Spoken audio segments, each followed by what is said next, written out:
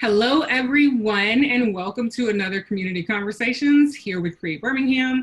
My name is Jackie Jones. I am the Community Engagement Manager at Create Birmingham. And today I have with me a pretty amazing person. Her name is Rebecca. She will be informally introducing herself in just a moment.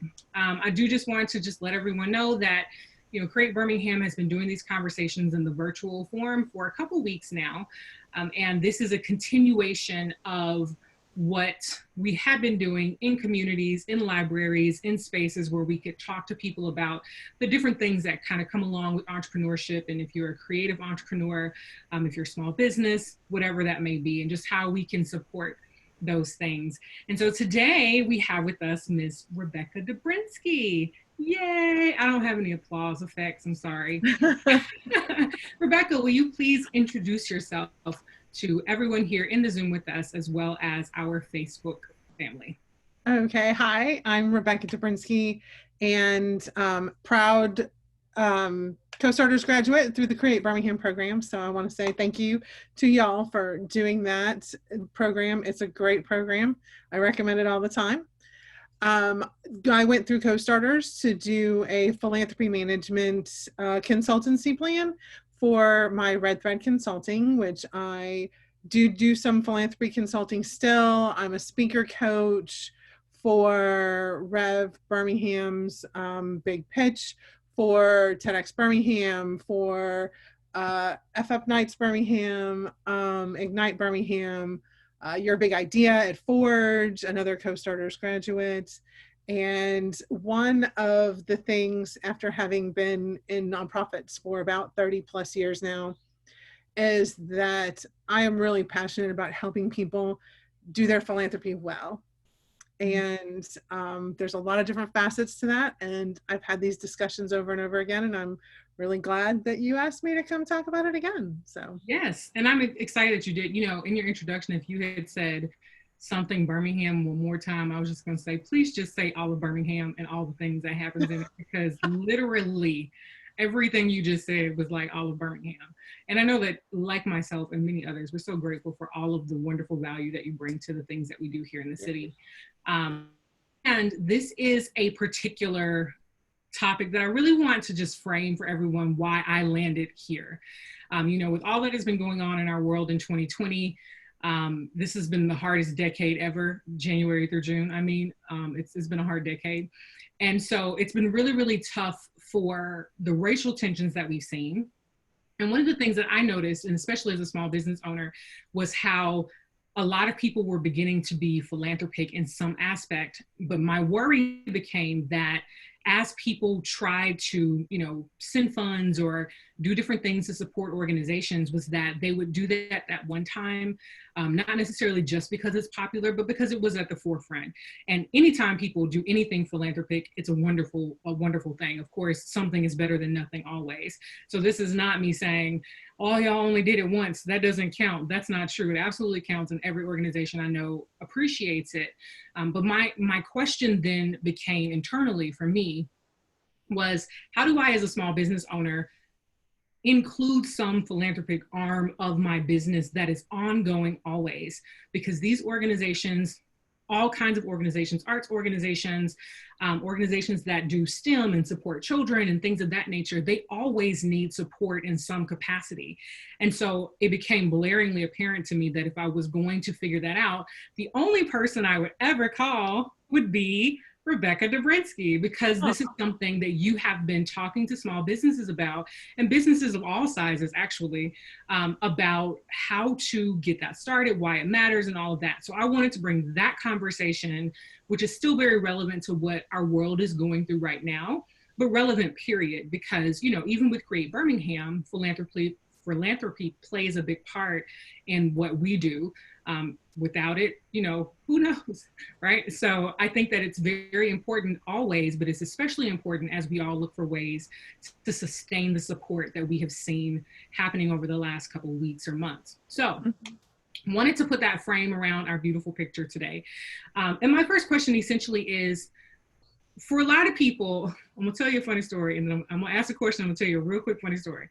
So first I want you to kind of define what philanthropy is really for small businesses. I'll save the story for the end. Just remind me, because it's silly, but it's about philanthropy, but it's really silly. So, what is philanthropy for small businesses? Like, what does that really look like?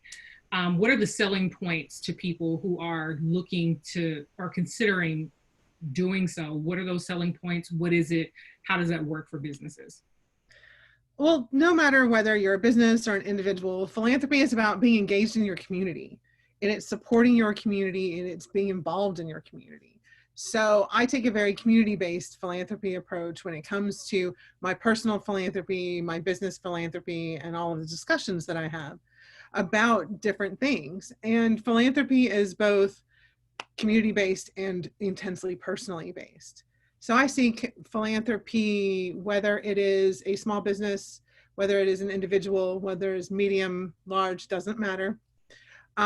Your philanthropy is an extension of your values.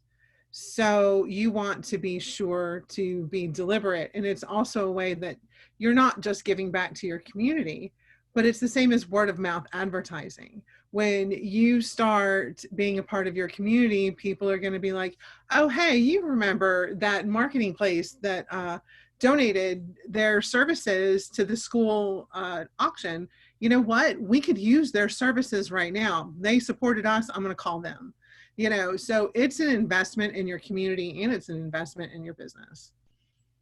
That's a good point. And I think that, you know, when I remember, because, you know, I always wonder why people support things in the way that they do. You know, you think about immediately the little league football teams and stuff like that, and you're like, oh, there are parents with the children. And so me giving them, you know, sponsoring their uniforms and having my logo or whatever there helps to make sure people can bring it back up. And that's a really, really, really, really good point. But I know that for sure, I know that a lot of small businesses, and we're talking micro small businesses like myself, who are, I'm not currently a solopreneur, but I'm real close. But people who are my size, who are really, really small, or if they're artists or makers, or creative entrepreneurs in some aspect, I know for a fact the number one thing that you hear is, I'm too small to do philanthropy in any kind of way. I already don't have any money as it is. So how am I supposed to be philanthropic? And so that's my next question. What options really do we have as small businesses? Well, I mean, any nonprofit will tell you everybody needs cash. Of course. Cash is always a thing, but it's services, it's discounts. I'm not saying give anything away for free unless you choose to. When I ask small businesses to support different things that I do, I am way up front. I'm like, this is a free thing. This is, I need a discount. This is, I just want to support you. We'll pay you to do this for us. So I'm incredibly deliberate when I'm asking businesses. And if the person asking is not, then the business needs to be a little proactive and be like, okay, what exactly do you want me to do?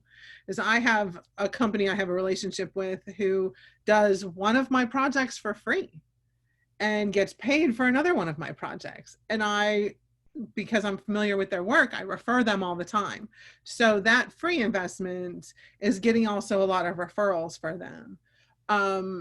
You can volunteer your time.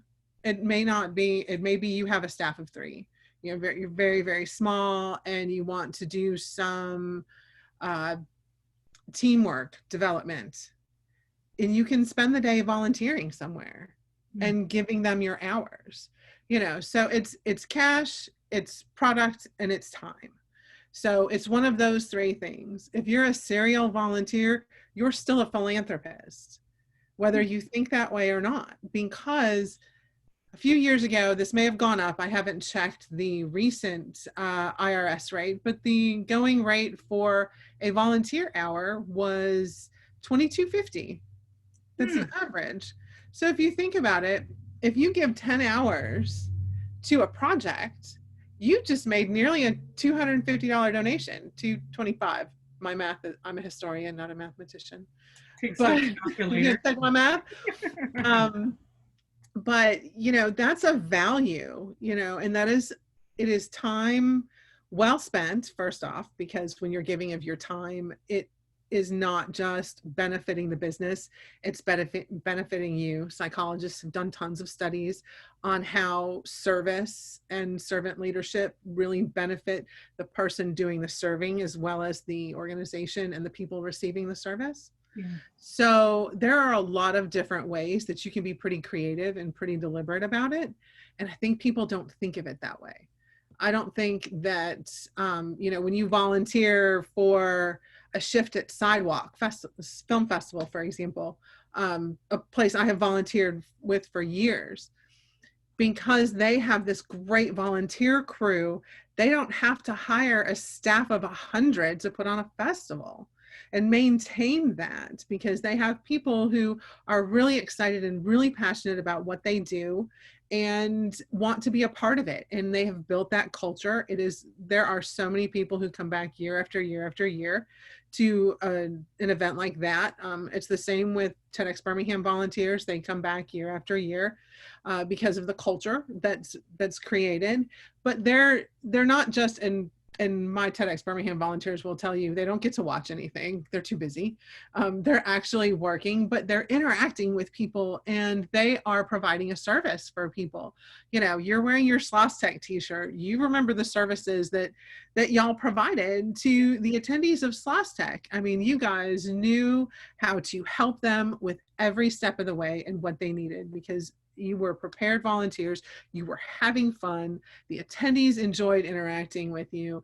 And that, I think you would agree, I'm not going to put words in your mouth, but I think you would agree that you got as much out of it as the attendees did from the interaction. I was going to say, honestly, not that everything in life should be self-serving, just most of it, but not that everything should be. But volunteering in general, just as an individual, I know that, like, for instance, using SLOSS Tech, a lot of particular companies had a lot of their people there to serve and that kind of thing.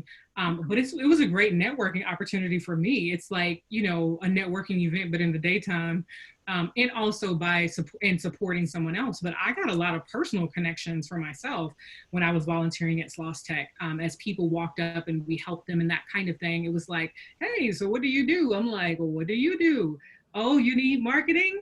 Right, let's connect, right? And so I think that, and which brings me kind of to alignment and kind of the strategy around how do you choose who you're going. That's one of the big, I can't even choose who to put my target points to, because they do this thing where you can like give points to different things in your community. I'm like, I don't know.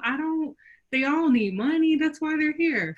So the question is, how do you choose? Like, what's the strategy for me as a small business owner, or for me as an entrepreneur in general, in choosing where I will be philanthropic? So there's a couple of different ways that you can do this. And a lot of times, especially with small businesses, you are going to tie your business philanthropy and your personal philanthropy together, because you believe in certain things and you have certain standards. We've seen that happen here in Birmingham recently, with some small business owners getting some serious skewering in the media for differently held beliefs. And I don't mean religious beliefs, but differently held beliefs. Yeah. So you're going to want to do that, because you, of course, don't want to be that person who is holding an opinion that may be out of date or may be culturally insensitive. Or was wrong the whole time. I'm just saying, go on. I'm trying to not like people out. Go ahead. Go ahead. I got you. I said it, you didn't. I got you. So, when you're looking at your personal philanthropy, you should probably do a very similar strategy and then mirror your small business philanthropy. A lot of people personally tithe. I do not, and I'm always incredibly clear about this when I talk about philanthropy. Tithing is very personal, because religion is very personal. So I do not consult on tithing at all. That is between you and the church, synagogue, mosque, temple, etc. But when you're looking at your budget on what you want to give, whether it's a percentage or it's an amount of money a month, okay, so I've got $100. And so $10 a month, I'm going to tithe. I'm not going to worry about that. So now I have $90 to deal with. And that's where I come in to help you out. And what is that $90? Is it a recurring gift to an organization that you're incredibly passionate about? You know, there's the giving that is, oh my gosh, my grandma had cancer and this hospice took great care of her and I want to support them. Yeah. There is the, you know, my art class changed my life, and I may not have gone into art as for a living, but I believe that our art museum should remain free and open to the public, which Birmingham's Museum of Art is. Free and open to the public. So maybe you want to do that, or art education had a huge impact on you. So you find a Space 111, I almost blanked on their name, you know, a Space 111 that does art classes for kids, or you are really into STEM education and now there's tons of STEM programs. So you have to kind of sort that out. So now you've made this commitment on these passionate things. And then, like we're going through now, there is emergency philanthropy. It's text 1010105 to this number and right now. $10 right to, no, I have no idea. I made that up. Yeah. But, you know, we've seen the commercials for Hurricane Harvey relief, or to donate money to the Red Cross for typhoon assistance in Thailand. There's always going to be some of that. Unfortunately, you know, right now it's, you know, to me, part of my philanthropy during this time has been buying t-shirts from Yellowhammer that go to support businesses that I can't support now. I'll be honest, I bought a couple gift certificates I have no intention of ever using. I didn't buy the gift certificate to get the service. I bought the gift certificate because that business is closed right now. And that's probably what my bar tab would have been, you know? And so, you know, you're looking at things like that. So there's always some sort of emergency that, and you may not, you can always give it somewhere else. Yeah. And then there's the ask. And I don't mean that, you know, the personal ask that I'm raising money to support the Crisis Center Friends campaign. Jackie, I need you to match this donation and buy a ticket for their Friends campaign. And then a few months later, it's, oh, Rebecca, remember when you asked me about donating to the Crisis Center? I'm raising money for this. And so there's, you know, we forget that these little things come up. And if you create a budget, whether it's an annual budget or a monthly budget, and you're deliberate on, you know, that I'm probably going to have 4 things that is going to be a $50 donation every year, because I do that 50 to this, and then they do the 50 to what I ask for, and we know it's going to happen. You know it's going to be there, then it's no surprise. So you want to plan and you want to think ahead. Doesn't mean you're going to drop $1,000 at a time. Right. You know, and then if you want to, I'm also a huge fan of giving circles where people can come together. And like everybody gives $100 a month. You've got 10 people giving $100 a month into the kitty. At the end of the year, you've now got what, a $12,000 grant that you can grant to an organization. So you're not, you know, yes, $100 goes far. Yes, $1,000, $1,200 goes far, but the impact you could have with $12,000 as a giving circle also increases your impact. So when you're looking at these things, you also need to look at the impact that you're having. Is it annual support? You know, sometimes it's just a membership. I have memberships that I do every year, and sometimes I take advantage of my benefits. Sometimes I don't, but I also consider it an investment in that institution.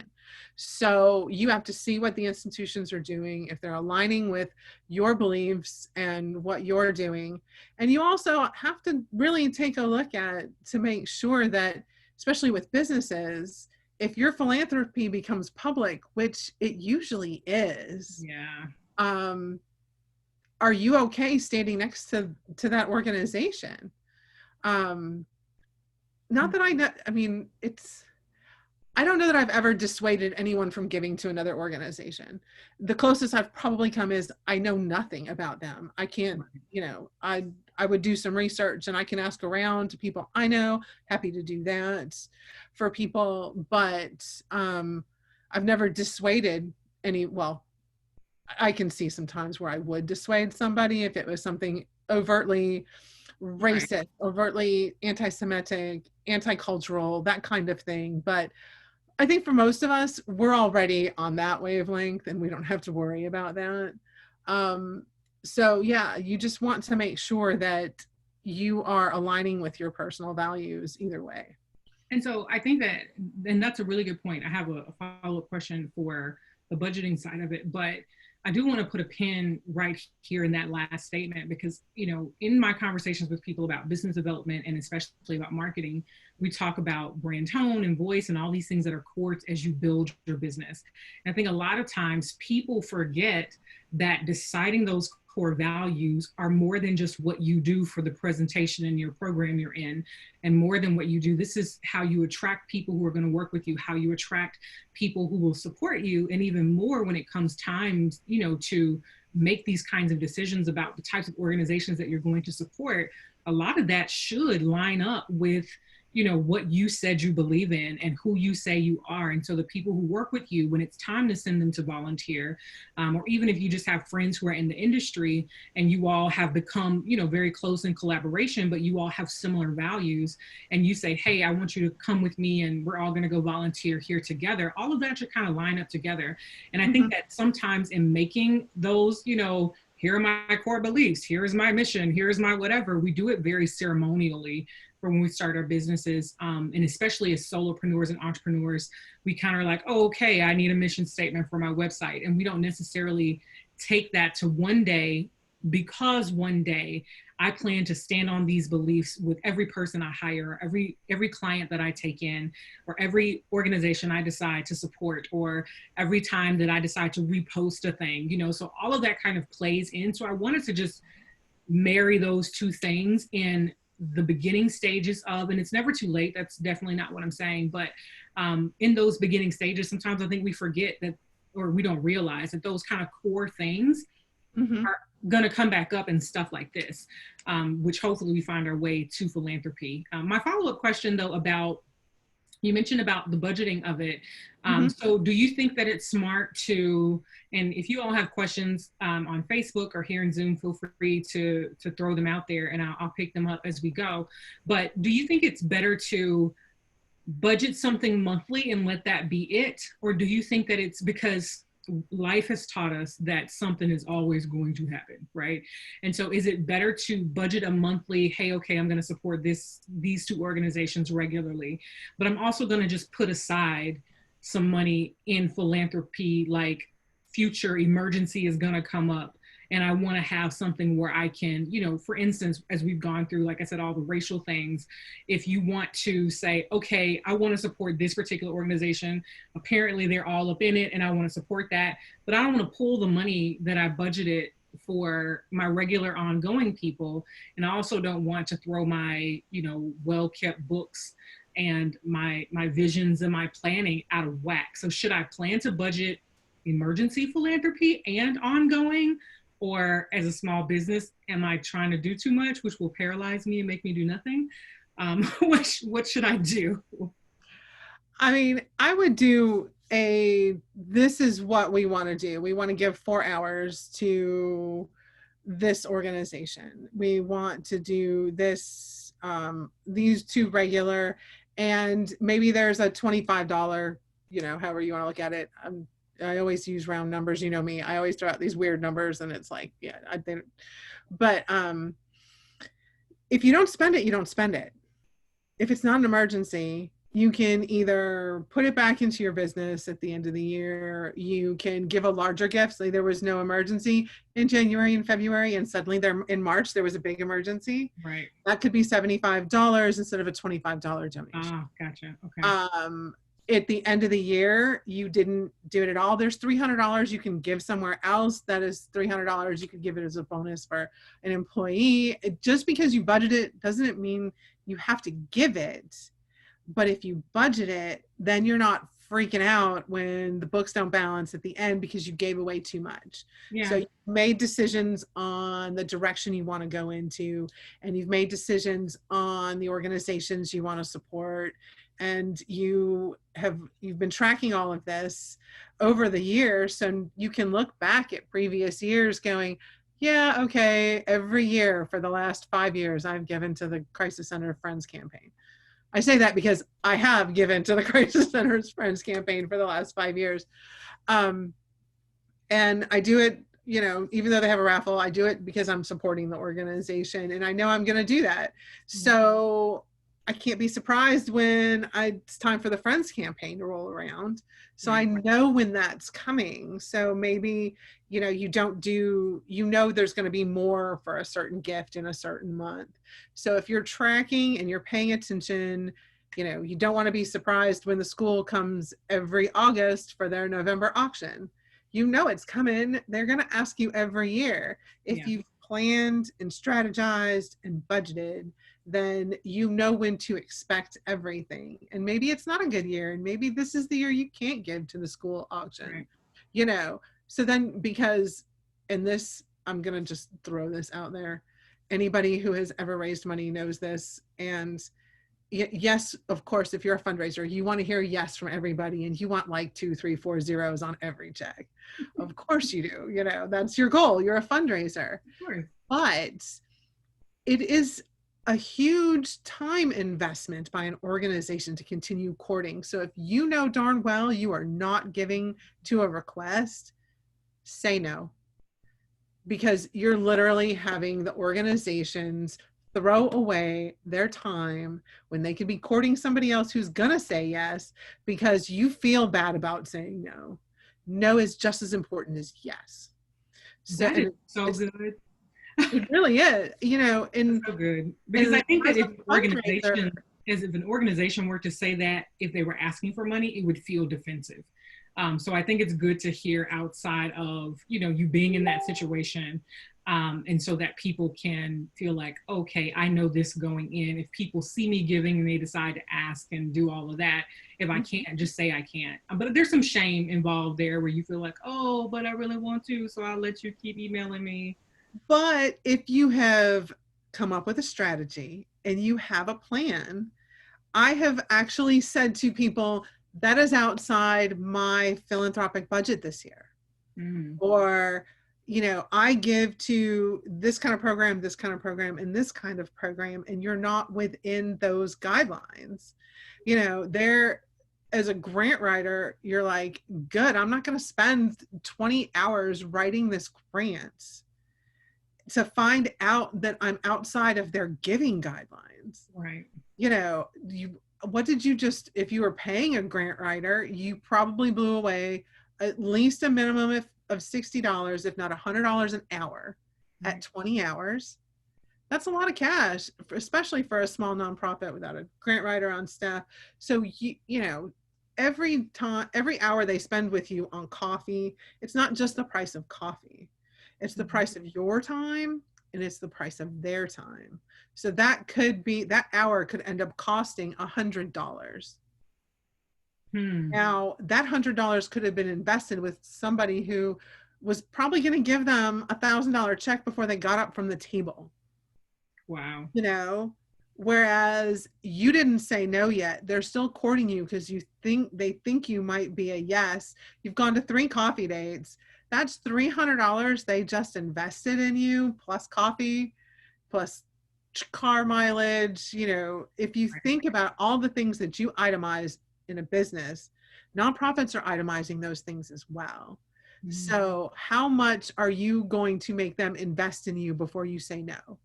That answer should be a letter and a stamp or a phone call or an email. Because if you're not going to do it, just say it's not in the cards this year. If you're willing to do something next year, say, hey, I can't do it this year, but I do my budget in November. If you send me a reminder in November, I can see if I can fit you into our budget next year. There's a lot of those things that you can do, but no, just as Brene Brown says, clear is kind, no is kind in this situation too. So I don't think I ever really, I'm around people who, clearly Create Birmingham, who are nonprofits. And I have a friend who's an executive there's a word for that in New Orleans. And she does a lot of grant writing. And, I don't think that a lot of us, and I'm going to say us because I'm a person who doesn't write grants, who, is really very new to regularly giving to anything outside of my religious things, right? So it's like when I begin to think about that as a business owner, I don't think I've ever really put into perspective things like that, like what it means to organizations on having to ask and how they build a pool of people that they're asking from, to get support from. And that's a lot. I mean, because it's akin to running a business, of course, except with a business, I can say, hey, you give me money, I'll give you this. No, nonprofit. I'm going to stop you right there. Uh-oh, I'm in trouble. Because you're giving nonprofits money, and nonprofits are A, making you feel good for contributing to your community. B, they're making your community better. And C, they're helping solve your community problems. That's right. There's a value to that. I hope y'all learned and y'all got in trouble with me, because they are giving you something for your money, people. Well, think of what, Create Birmingham does a lot of amazing things. And if you think about the Co-Starters program as an example, tuition to Co-Starters, because I've been in nonprofits so long, I'm very well aware tuition is not going to cover the overall costs of Co-Starters. Doesn't matter. It's probably not even remotely covering everything, So you have these amazing programs that are building, yes, Jessica, but you have these programs that are building up small business owners and helping people getting their ideas into a business that is filling an empty building. They're providing a service. They're providing great gelato. I mean, it really, it doesn't matter what they're providing, but by supporting an organization like Create Birmingham, you are investing in a whole entrepreneurial ecosystem in a way that, buying stock is probably not going to have the same type of community return on investment. And that's, I think, the message that, I hope a lot of us, and again, I have to use us because I'm a business owner and I have to figure it out, is that there is something in return. Because I know for me personally, I believe strongly in small businesses. I believe in people saying it happened. This is why I almost go broke in my own business, because I try to do too much for not enough money. And I'm like, how do I do that? And one of the ways that I could is say, hey, well, I can't spend all my time with individuals, but maybe I can spend a group of my time supporting an organization that already has these types of individuals, coming into a space like this. And so I think that's really, really, really important. And you actually answered one of the other questions I had about just what it means to organizations, just because you're wonderful and amazing like that. But I do have another question. And again, if you all have questions, I don't see any yet. And we're only about halfway through the hour, but if you have questions, please feel free to drop them. I'm trying to that's why I keep looking around, y'all, because I'm looking at all the screens. But I do have this question, which I didn't actually plan to ask. Sorry. Okay.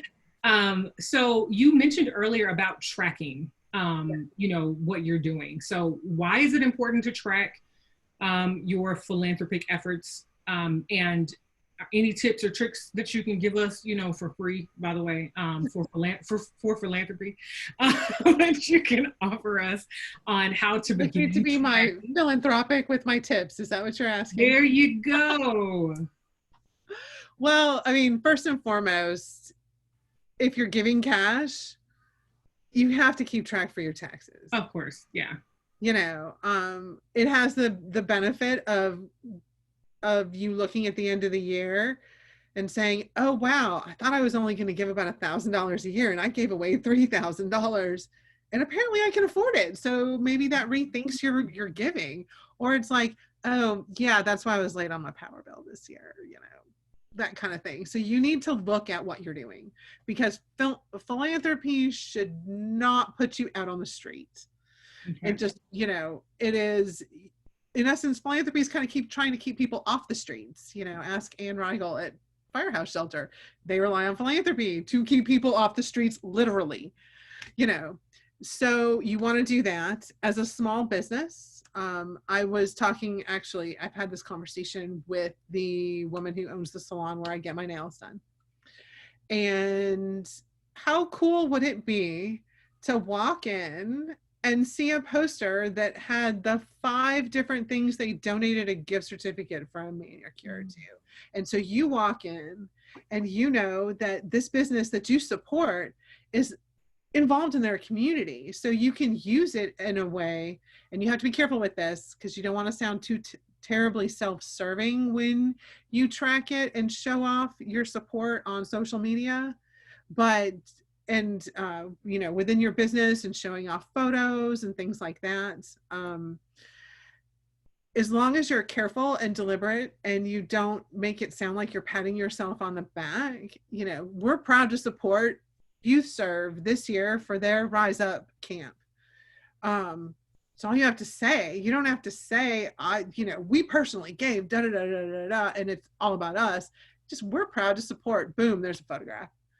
You know, that's going to get you mileage. It's going to show people that you care about your community. And we are, I think, coming full circle with our consumer dollars to make sure that we are spending our money. I know I do this. I've been doing it for years. I mean, I stopped drinking Snapple when Rush Limbaugh started hawking Snapple because, well, Rush and my politics don't agree. So I, you know, it may be just $1 a bottle or whatever, but I'm still going to put my money where my mouth is. And on the other hand, I'm, you know, if I have to choose between a small business who's a friend and a small business who is a chain, I'm probably going to go shop with a friend. And it's the same with, you know, they, like the example I used earlier, they donated to my kid's school. And now I'm going to, you know, I may not have bought that, but now I can go schedule a manicure or, you know, use their service. So it's also kind of an advertising investment in some ways. Not quite so blatantly advertising, but community impact is an important thing. And really, we are all, and it's been in Birmingham, it's been everywhere, especially with the unrest and the COVID and the way we are deliberately spending our money with businesses who are responsible. I mean, I have bought the same meal once a week from my favorite Indian restaurants. A, because I don't want them to go out of business because I love their food. But also they were the first ones I saw. They set up a table outside. They set up a protocol for pickup. They have a mask on. They come out with gloves. They are being incredibly responsible with how they're dealing with their customers and their food. And when they had the opportunity to open, they said, you know what? We're not ready to do that yet. We're not sure where these numbers are. We don't know which way they're going to go. And hindsight being 2020. Every time you say 2020, I have a feeling in my stomach. Even though I get what you're saying, it's about vision. Yeah, you know, hearing 2020, I'm traumatized. I just want to say that. They could have opened up and then would have had to turn around and close back down again or something like that. So they said, you know, we're going to wait it out. And I reward that responsibility with my consumer dollars. Right. They also do a thing where you can buy an extra meal for a healthcare worker and things like that. So the way they're involved in the community is something that is near and dear to my heart because I'm here talking to you about it. But also I respect that and I support that. And I'm going to put my consumer dollars in that same place. Yeah. So again, if you have questions, I do just want to encourage you, and I had to reopen my phone here back to Facebook because I was checking on my very loud child downstairs. So my next question, which I don't see anyone else's questions yet, so I'm gonna just keep rolling because you know I can talk all day. But the other question I have is when it comes to we talked about, you know, the strategy of it all, right? The budgeting of it, the choosing and the aligning. Now, a lot of people who, again, and I keep using myself as an example so no one feels attacked out here, because I am like this as well. I've been like this as well, where I feel like I'm just too small. I can't. I don't have, and I'm always saying I don't have enough time, in which I'm going to learn to rework how I speak about my time, by the way, just a little note right there. But I may know somebody who does some stuff on time management. no. But you know, I'm always saying, oh, I don't have enough time, which of course would make me feel like I can't give any man hours to anything to support anyone, and especially now when you think about how digital our world has become, you know, it gets to be a lot harder. So if I am going to give something, if I'm basically not necessarily making a sacrifice, but if I am going to give something, how do I know what to look for? You know, I think again back to, I haven't budgeted for philanthropy for my business before. That's not something that I've budgeted. I've given, but it has been like, okay, I want to do this thing. Let me go look at the numbers. And then I come back and like, boom, I can do this. But if I am going to do that in a kind of emergency philanthropy kind of way, or just I'm feeling the spirit today, I'm going to go and give some money.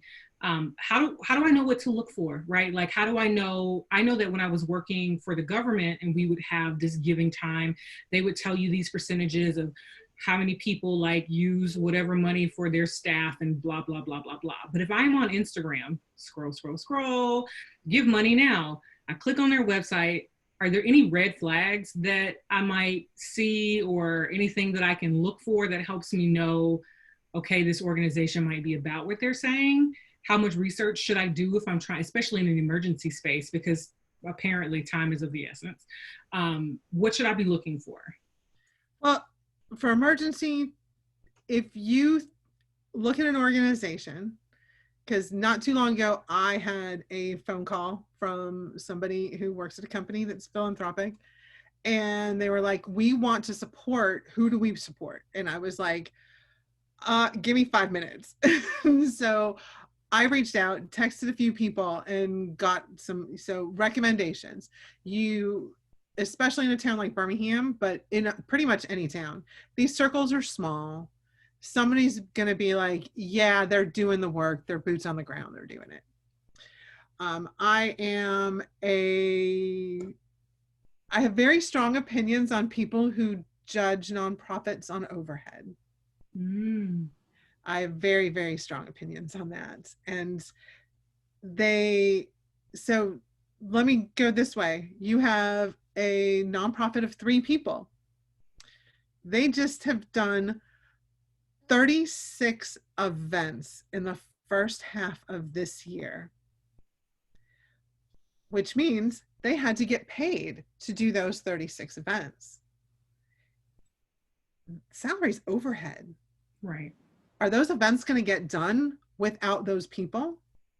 No, they're not going to get done, because these are the experts. They're the ones who know what they're doing.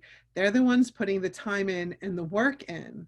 And it might be that they're a small enough nonprofit that they talked people into speaking for free, you know, or called in a couple of favors, or, you know, got an in-kind partnership.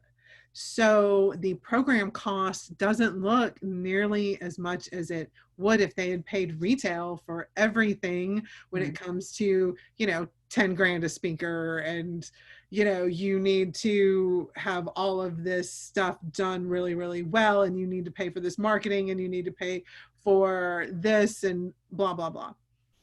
So if you got all that donated and now your program looks like it costs $15 when it costs $1,500, and your overhead, now your salaries are so high in comparison, right. You can't just look at overhead, right, because these are the people who are the experts. They know what they're doing. It's the same as coming in saying, I have a $10,000 gift and I'm going to tell you how you need to spend it. If I came in and said, I'm going to pay you $10,000, Jackie, but I'm going to tell you how to do my marketing, how would that go over? I would ask, if you need a part-time job, I'll pay you 2 and you can do it yourself, but I'm keeping your money. That's what I would say, but you never dealt with Taurus. I got you though. You know, you're coming at, you know, you're supposed to be giving to these organizations because they know what they're doing. They are boots on the ground. They're the ones, I know homelessness is an issue. Do I know what to do for homeless men in Birmingham? No. Yeah. I'm going to call the firehouse shelter and say, what do you need? And this is a lot about relationships too. You can start by just making phone calls, asking people for introductions. A 15-minute phone call is not that heavy of a lift. If it's something that, you want to ask some good questions, you just want to make sure, you want to get that feeling. A lot of times, I hate to say it, a lot of times philanthropy is about feelings, and if you have the slightest hesitation, ask questions. If people get upset with you for asking questions, they may hang up the phone and roll their eyes at you. We've all done it. We all like, I can't believe that person asked me that question. I get it asked all the time, blah, blah, blah. It's probably time for you to look at your messaging and making sure you're covering that. Right. But, that 15 minutes spent with somebody can be a $1,500 donation, because they just wanted to make sure everything's on the up and up. They hadn't really heard of you.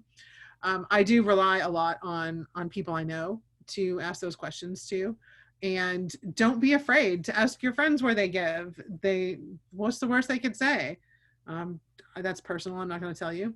So do you think that, kind of tapping your circle for recommendations leaves out some of the smaller organizations, or how do smaller organizations who maybe are newer, who are, of course, out here fighting for as many grants as they can, where do they fall in that if no one, they're not as popular? Because I think that sometimes my worry, for instance, like when I do my Target things, I actually try to give to people I've never heard of. And it's really just points. I've already spent the money with Target. Target's going to give them the money, right?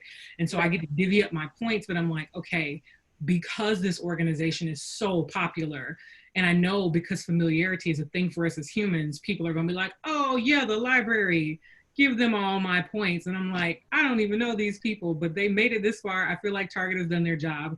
I want to give them some points because I feel like they're not going to be as well known. Now, of course, in the community that they serve, they're probably, a star, but how do we navigate kind of making sure that we are trying our best to not only just do what we see as popular, because everybody could go, oh, Boys and Girls Club, oh, and even the large organizations, to be clear, don't get enough support, right? Like nobody's out here getting the support they need.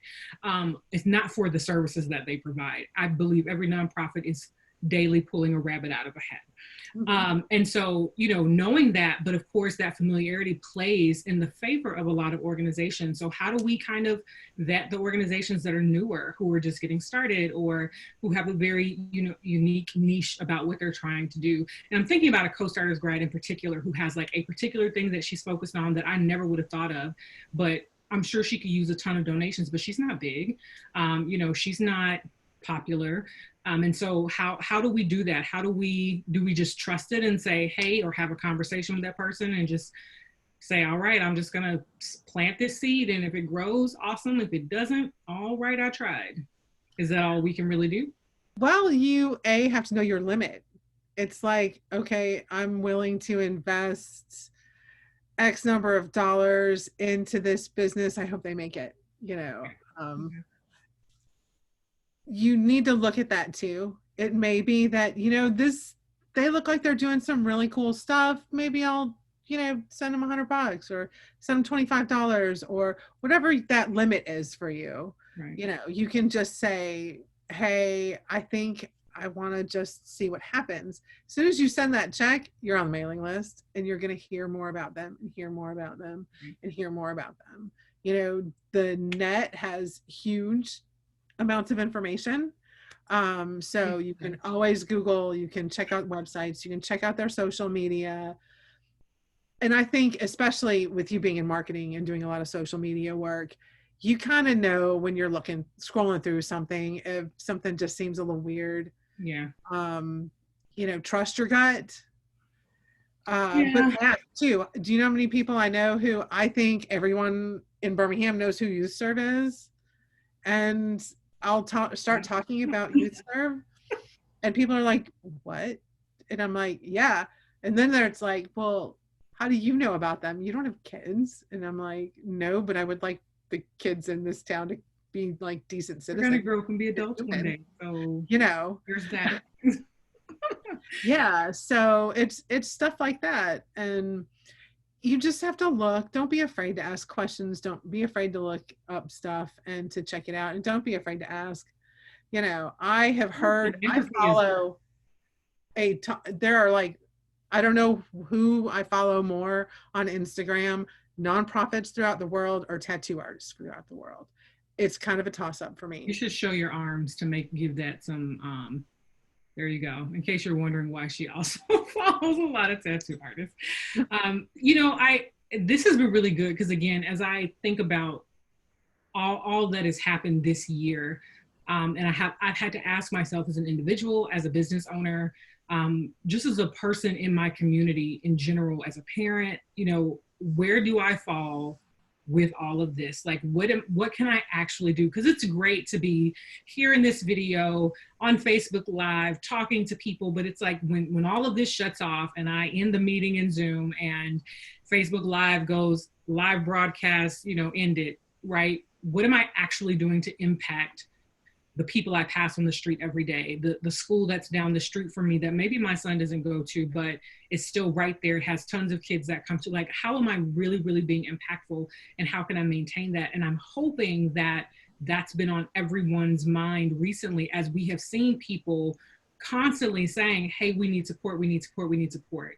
And I hope that that trend of giving and this, I've seen a lot of makers and creators who have said, hey, I'll send you this print of my latest artwork if you will show me a receipt of you giving, because maybe they can't give, but they can get some prints done, you know, and maybe they've collaborated with someone who can do the prints and they've done the artwork. And if you'll show us a receipt that you've given, this is our way to drive money to this particular organization. And I think that's very admirable. And I think that it's a creative way to use what you have to make it happen. But you know, hearing about the budgeting part of it and hearing about the planning, you know, just reminds me personally that every time I sit down to plan things for my business, it's always got to be about more than myself and how much money I can take home.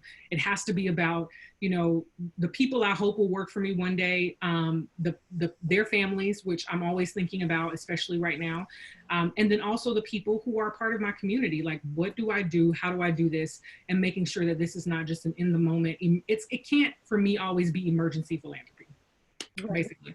And so this has been very, very helpful. Now it's open for questions. We have about 8 minutes. I'm going to tell you my funny story while I wait for questions. So I was in an organization, I will not name the organization, and I was a member, and we would have our meetings. I was brand new. I was very young at this time, maybe 19, 20. It was a long time ago. And so we would have our meetings, and of course you would go through your agenda and they're like, okay, let's talk about this meeting. Let's talk about this thing. Let's talk about this thing.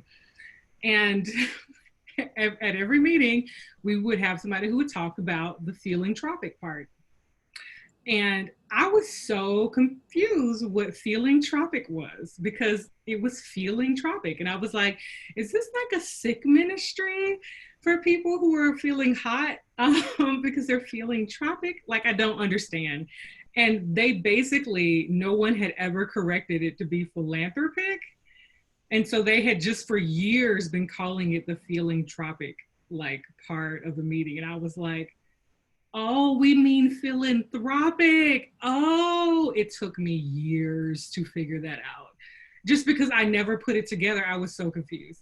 That's my weird story about your giving should make you feel tropic. It should make you feel good. Don't do this, Rebecca. don't make that reach. It's not worth it. It's not worth it.